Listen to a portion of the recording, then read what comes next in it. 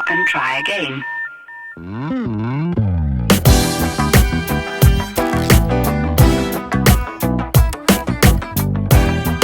Here's your host, Sean McGuire. Gotta get my son in on a day like today. We had about 10 inches of snow out here today. So I'm gonna get my steps in.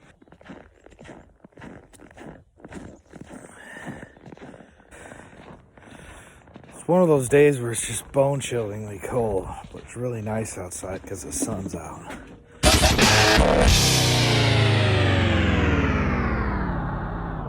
Many Democratic candidates, including some of the ones that are leading the race at this time, used to blast Medicare Advantage hardcore. They hated Medicare Advantage, and rightfully so, because I'm not the biggest fan of Medicare Advantage myself. I think it may be the right fit for certain people, but I tend to not put people in Medicare Advantage unless they absolutely want it.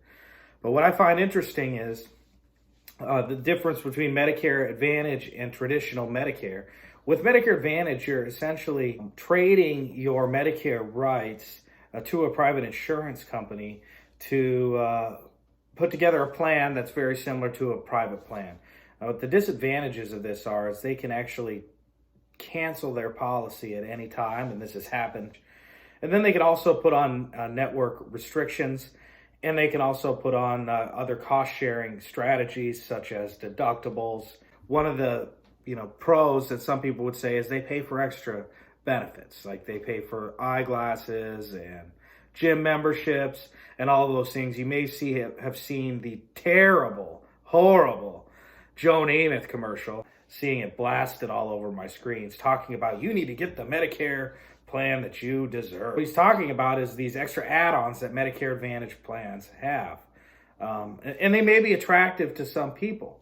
But when you look at the numbers, particularly the profits of health insurance companies since the ACA, they have actually gone up on the backs of healthcare consumers. And if you actually look at one of the areas where they're making the most profit, it is in Medicare Advantage. So I guess my point in all of this is that it's rather interesting to see Bernie Sanders, for example, talking about when the American people understand that Medicare for All expands Medicare to cover home health care, dental care, eyeglasses, and hearing aids, and does it at a cost far, far lower than what some of my opponents are talking about. You know what? We're going to have the American people behind us. We will have Congress behind us. And it just shows me that I think Medicare Advantage for all is going to be the ultimate end game.